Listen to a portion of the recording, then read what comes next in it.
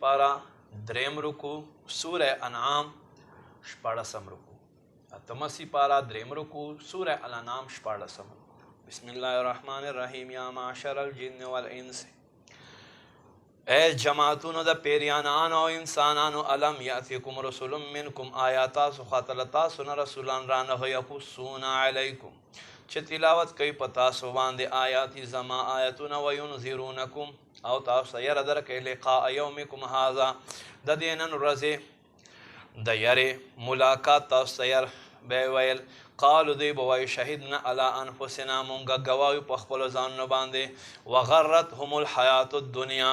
دوی ته دوکه ورکړې و دنیا زندگی و شهدوا علی انفسهم دوی بګوي گواہی کوي په خپل ځانونو باندې انهم كانوا کافرین بشک دوی کافرانو ذالک دا علم یکن ربک مهلک القرى بشک د ستارب یو کلی خلق نه هلاک کوي به ظلمن په ظلم سره و اهلها غافلون او د دې اوسیدونکو به خبر وي ولکل درجات مما عملوا او هر چا لره د دوی عمل مطابق درجې دي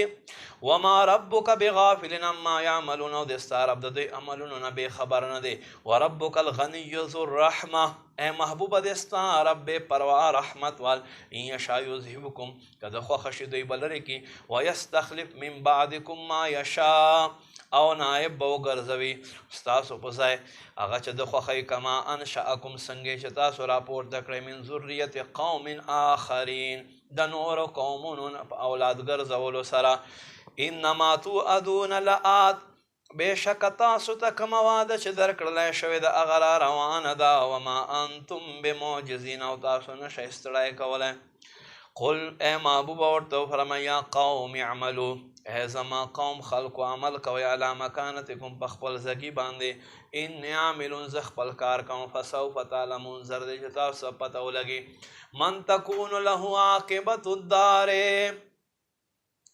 چا لره ګرځېږي کور د آخرت انه لا یفلح الظالمون بېشکه الله ظالمانو ته کامیابي نه ورکوي وجعلوا لله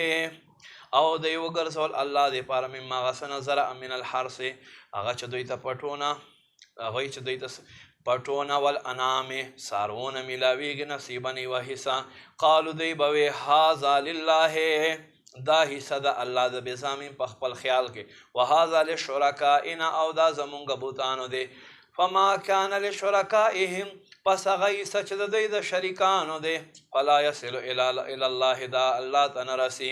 وما کان لله او هغه چې د الله حصه دی فهو یصل الی شرکائهم هغه د دوی شریکانو ته رسي ساء ما یحکمون څومره بد د دوی حکمونه لګوي وکذلک او دکه شان زینه لکثیر من المشرکین ښایسته وګرځولی شو ډېر شی مشرکینو لره قتل اولادهم خپل اولاد قتل کول شرکاؤهم شریکانو لره لیجردوه لپاره دی چې دوی هغه وګرځوي ویلبسوا علیهم دینهم او دوی باندې خپل دین متشابه کی ولو شاء الله که چېرته الله خوښه ما فعلوه دوی به دا کار نه کولو فذرهم پرېږده دوی وما یفترون هغه څه چې دوی تړل کوي وقالو او دوی هذه انعام وحرث حجر دا څاروي او دا پټي نیسلی شوي دي لا یطعمها دې نه خوراک نشي کولی الا من نشاء بزامې مګر چا چې مونږ خوښوئ په خپل ګمان سره و انعام او څه څاروي حرمت ظهورها چې هغه دوی په خپل ځان باندې حرام کړي وو د هغوی شاګانې و انعام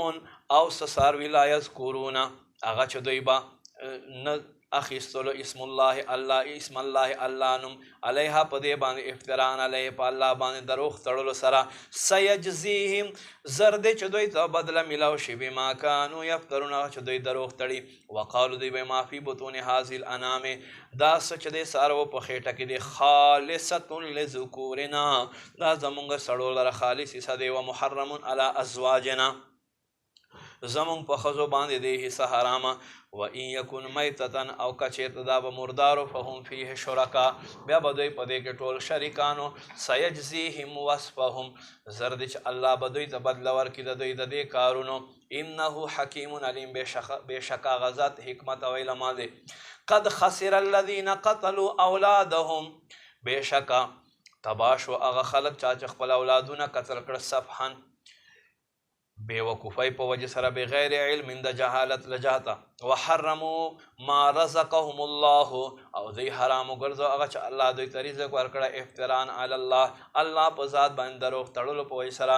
قد ضلوا په تحقیق سره دوی ګمراه شول